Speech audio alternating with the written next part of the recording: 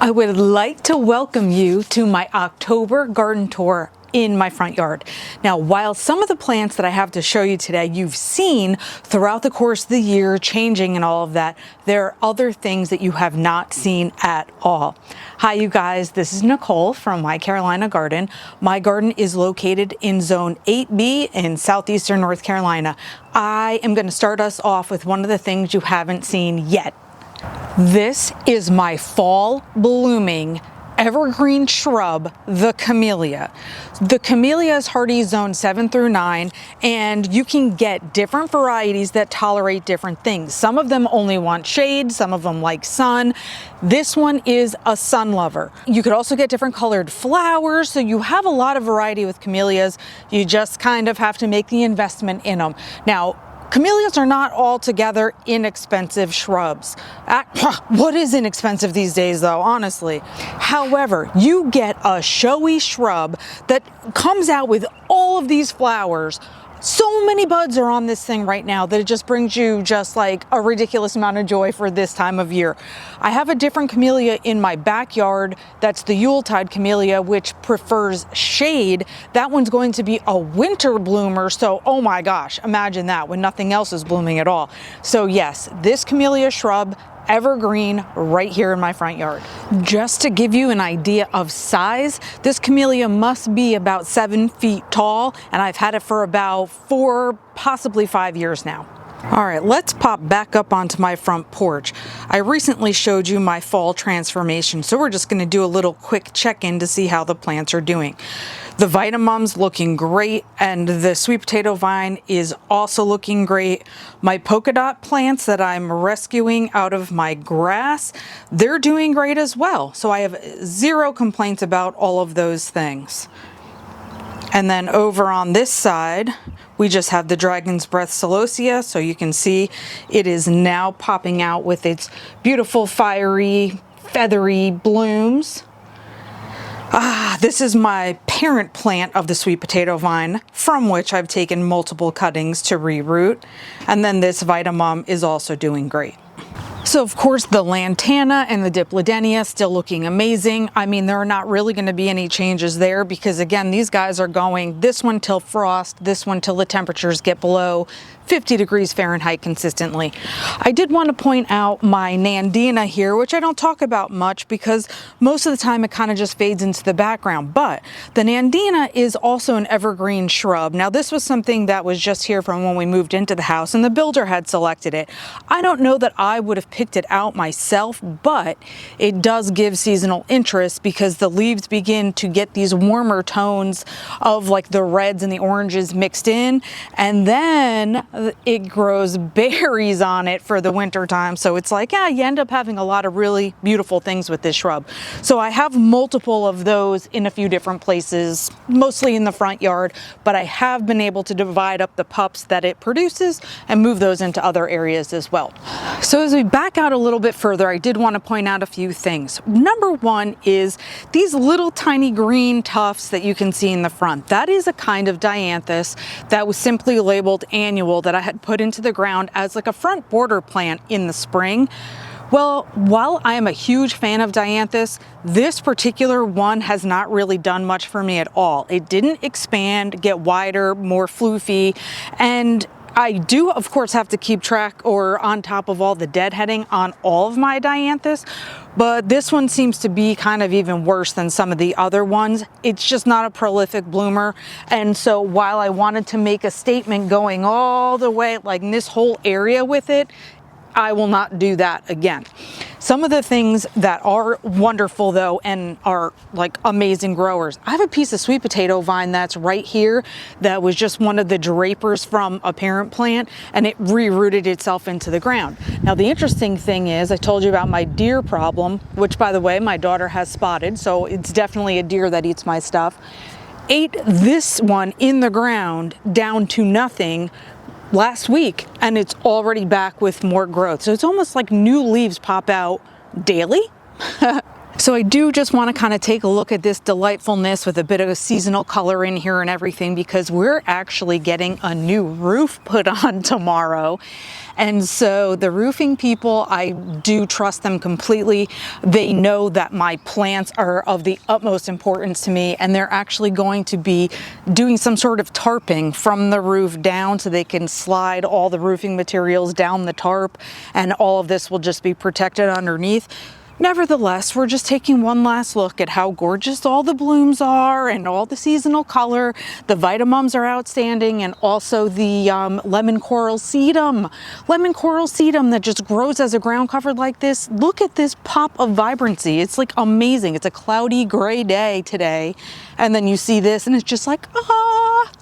So let me just give you an update on the plants that we have over here, because this, remember, I had a deer problem, and so this sweet potato vine was eaten a lot. This is my strawberry Sunday hydrangea. This is a sun-loving one, and I was so super excited to have like it just being awesome and having like pink and red colored blooms on it, but it was eaten. This is my sun-loving coleus. This is the tickled pickle coleus. So this arrangement was what I had put together, I don't know, a while back at this point. So dragon's breath celosia, my coleus, and then my sweet potato vine. All things considered, I think it looks pretty good. It is not attached to any irrigation whatsoever, so it is kind of just being a self-sufficient plant at this point. And then, of course, let's not forget about my kaleidoscopobelia that is flowering and changes, the flowers change and the foliage color changes for the seasonal warming up, if you will, for the colder months. So that's what's happening there, and the kaleidoscopobelia is also going to stay evergreen for me. Now we're off to a spot to show you something you have not seen in my garden before. Before I walk you over to what I want to show you, you all remember my garden of misfit toys, right? So it's outside of my fence line. It's like kind of facing the road that's over here, and I had just done a bunch of work to it to try to make it look better, because it's all the plants that I get from different people for free, divisions of perennials in my yard, etc. Well, when I was just doing that work over there in that garden, do you remember how I had a huge bush that I was calling a weed that turned out to be cosmos, but cosmos that had never flowered for me? So I'm like, what's the point? It's a weed if it didn't do anything for me. So I'm standing in my garden of misfit toys right now. Hopefully you can see some pink of some drift roses here, some red azaleas back there. So okay, things are improving and looking better. Well, the cosmos, I don't know now if it was over here or over here, but I had to take out the entire bush because, as I said, it was just this humongous thing and I never saw one flower on it. Well, all I did was clip it back and throw the remnants of that bush over here next to my drainage swale. Yep, that's where we're going. You guys, this is the pile that I just discarded. This is my discarded stuff. And look, now I have a bloom. Not only that one, there's so many buds right here. It's like, what the heck happened? And I'm just looking to see here if it actually rooted into the ground or if somehow there's roots still alive. All of this green all has buds on it now. I never tried to grow cosmos before. I started these from seed. Like I said, the plant was huge. I had 0 buds for the entire year, so I don't know what I did wrong. And if someone tells me, oh, well, they only bloom in the fall, and I didn't know that, well, that kind of seems like a waste. But it's like, it looks so pretty now. So I know in my October garden tour in my backyard, I was talking about the heat and it felt like summer. Today, as I'm doing the front yard, it is a cold day. It is probably the coldest day we've had yet in like months. My nose is running, I'm a little bit uncomfortable, and I just feel surprised because this is what we're doing. We are all on a roller coaster this fall. Oh my gosh, wacky weather, I know we keep talking about it. So as I sit on my favorite rock in my Peninsula garden, you can see the beauties that I have, that this is always what I want. The big feature plants that look awesome. So if you're out there closer to the road, you can look over here and see this beautiful mound of yellow. And this is the Denver Daisy Rudbeckia, and I've talked about it before, just looking so great. What I love is the big flower heads on this. As compared to the blanket flowers, don't get me wrong, I have so many of them. They look great because they're bushy and plentiful, but you could just see the size of the blooms in comparison to each other. It's just very interesting. So mums, those are the garden mums that I said have the yellow sunshine center and then like the pink purple on the outside, and that's why I picked them for the color combination. Mums, you know, come and go in waves. So you end up having to deadhead them, you know, quickly. I do it easily with scissors and grab a lot of the deadheads off the top. And then you end up with a lot less blooms at one time, and then they recycle again and show off again. So my garden mums are in a little bit of a state of that. No biggie, that's what I expect from them. But let me show you something else that is beginning to pop out with more glory now that the weather and temperatures have gotten cooler. My ground cover creeping verbena right here, this hasn't looked good like this probably all summer long.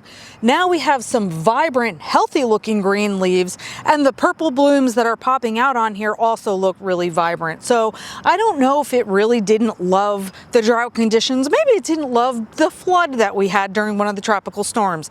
But now things are looking really good, and I have lots of new buds happening on that as well.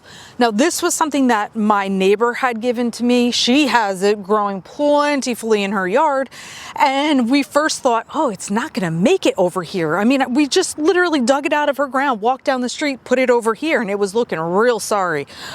But it ended up bouncing back just fine. It does want to spread out, maybe more than I would like it to for this area, but so be it. For now, liking it, and I'm also liking the fact that it's coming back with more vibrancy. So just a little bit more of a bigger picture of the Peninsula garden. So different mums, these are the ones that have been here for several years. These are the new garden mums for this year. Again, everything's kind of in that weird state where we need a little more deadheading, we need some more blooms to pop up, whatever, no biggie. Still adding color. Okay, golden sword yucca, I'm never gonna say anything bad about that, except it's very spiky, so don't hurt yourself on it. But I mean, it's something that offers great color all year round, and the texture of it is also something that's really nice to have.